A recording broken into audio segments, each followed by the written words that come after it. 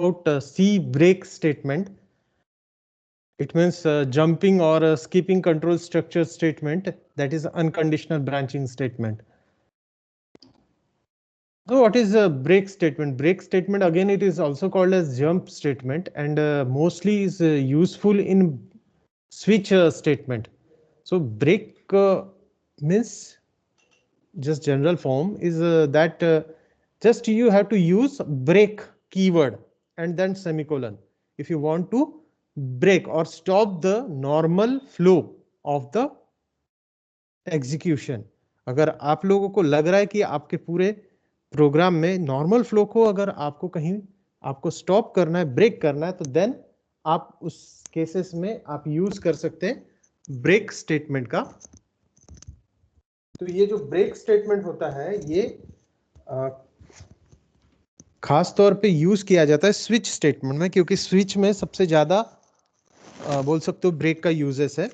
इसके अलावा अगर आपको कोई बहुत ज्यादा डीपली नेस्टेड लूप है वहां पे भी आप उसका यूज कर सकते हो. So break construct terminated the execution of loop और controls immediately. Yes, it transferred the control statement immediately that next loop.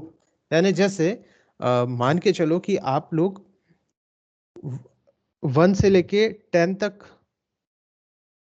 आप नंबरिंग कर रहे, काउंटिंग कर रहे हैं. जैसे काउंटिंग कैसी होगी? 1 2 3 4 5 6 7 8 9 10, ऐसी काउंटिंग होगी 1 by 1. अब अगर आपको लग रहा है कि मुझे 5th नंबर के बाद सीधा ब्रेक लगाना है, तो आपको क्या करना है कि 5 के बाद आपको ब्रेक लगाना है. ब्रेक ये स्टेटमेंट का यूज करना है. तो फिर क्या होगा कि 1 2 3 4 5 6 पे जाने के पहले ब्रेक लगा हुआ है, तो वहां पे ब्रेक एग्जीक्यूट हो जाएगा और आपका वो स्टेटमेंट टर्मिनेट हो जाएगा. मीन्स आप किसी नॉर्मल फ्लो को ब्रेकआउट कर सकते हैं, नॉर्मल एग्जीक्यूशन को टर्मिनेट कर सकते हैं. सो in C language, break is a keyword and used to control out of the loop.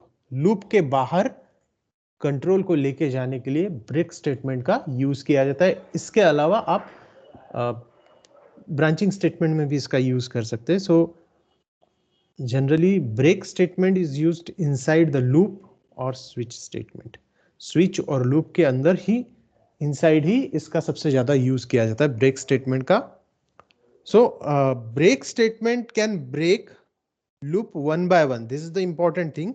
आप बोलोगे कि मुझे एक साथ 10 ब्रेक करना है, तो वो नहीं हो पाएंगे. जैसे कि मैंने एक एग्जांपल लिया था, 1 से लेकर 10 तक आप काउंटिंग कर रहे हैं, 1 2 3 4 5 6 7 8 9 10, और आपने 5th स्टेटमेंट के बाद अगर ब्रेक लगा दिया तो उसका असर सिर्फ 6 तक रहेगा. यानी आउटपुट क्या आएगा फिर? 1 2 3 4 5 6 को वो ब्रेक कर देगा और फिर 7 8 9 10 ऐसा आएगा. मीन 6 को टर्मिनेट कर देगा.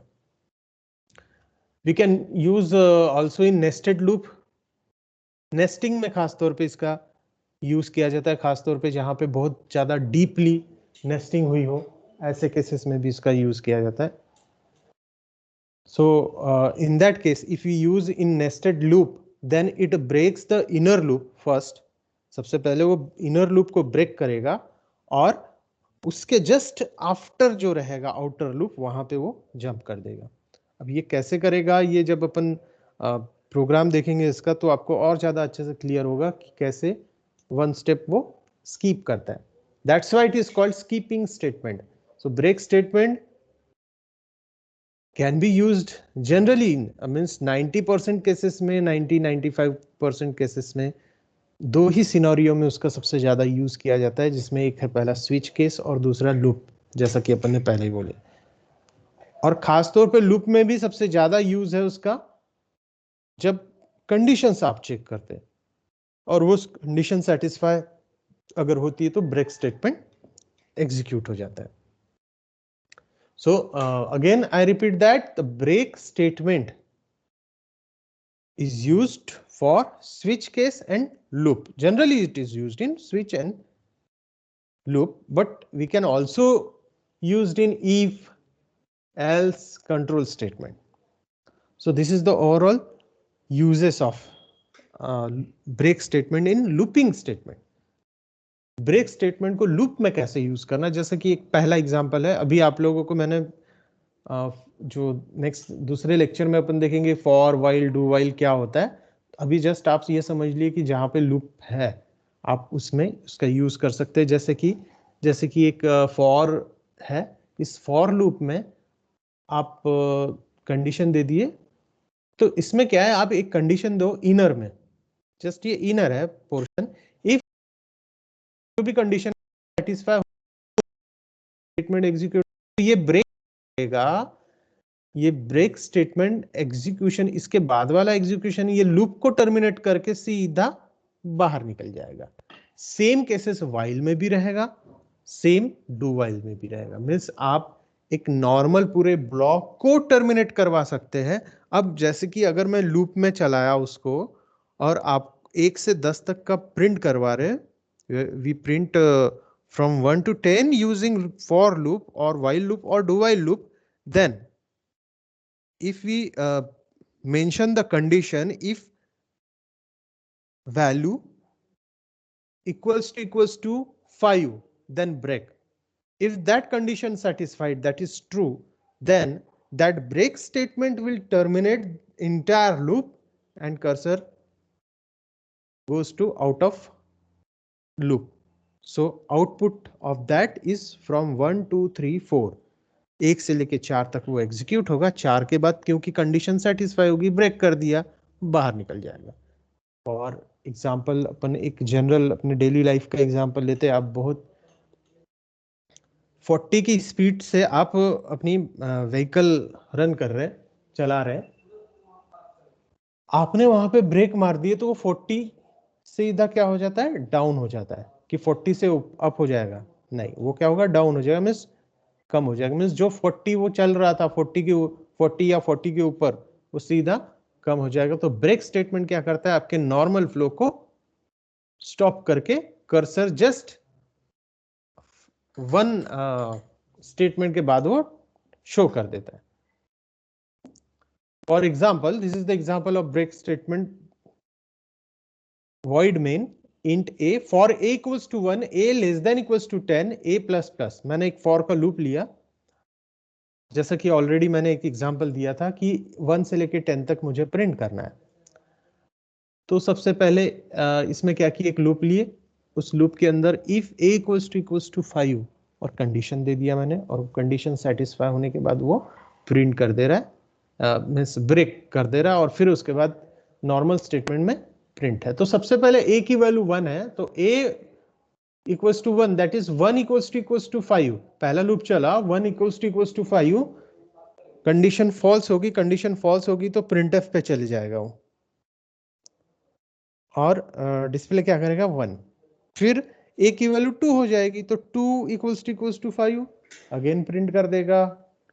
फिर a की वैल्यू 3 हो जाएगी, 1 से बढ़ते जा रही है, 3 equals to 5 again condition false, 4 equals to 5 again condition false, 5 equals, जब a की वैल्यू 5 हो जाएगी, यानी 1 2 3 4 ये उसने प्रिंट कर चुका है, a की वैल्यू जब 5 हो जाएगी तो 5 इक्वल्स टू 5 कंडीशन ट्रू, और जब कंडीशन ट्रू होगी तो जस्ट इमीडिएट उसका जो स्टेटमेंट है, यानी ब्रेक लिखा हुआ है यहाँ पे, तो ये ब्रेक क्या करेगा, इसे टर्मिनेट कर देगा और जस्ट ये लूप के बाहर आ जाएगा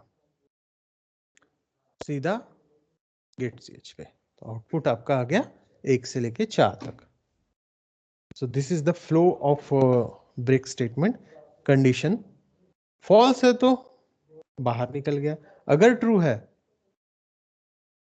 लूप के अंदर गया। वहां पे अगर कंडीशन आप दोगे, क्योंकि ब्रेक विदाउट कंडीशन देना ठीक नहीं है, मैं उसको यूज, उसका कोई मीनिंगलेस हो जाता है वो, इसलिए we have to mention the condition. तो अब ये लूप के जब बाहर गया तो ब्रेक, लूप के बाहर गया तो पूरा स्कीप हो चुका है, और अगर वो लूप के अंदर जाता है, मींस कंडीशन ट्रू होती है, तो code inside loop, and then वो चेक करेगा, डायमंड बॉक्स में है इसलिए कंडीशन चेक करेगा ब्रेक की, अगर वो सेटिस्फाई हुई तो सीधा बाहर। So this is the thing.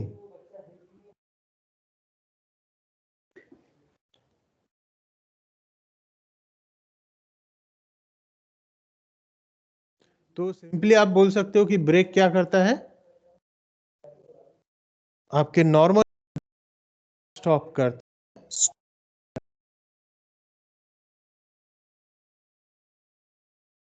जो आपका नॉर्मल फ्लो है उसको ब्रेक करके, या आप जब भी आप ब्रेक स्टेटमेंट का अगर कॉन्सेप्ट बोलते हैं तो आप सीधा अपना व्हीकल का ध्यान रखना कि ब्रेक लगाते हैं तो क्या होता है, बस वही आपको आइडिया आ जाएगा कि ब्रेक कंस्ट्रक्ट और statement terminated the execution of loop. But natural है ना, ब्रेक से क्या होता है, जो नॉर्मल एग्जीक्यूशन है मीन्स जो गाड़ी चल रही है वो क्या हो जाती है, स्टॉप हो जाती है वहां पे, और फिर कंट्रोल ट्रांसफर हो जाता है कहाँ, उसके लूप के बाहर। सो दिस इज ऑल अबाउट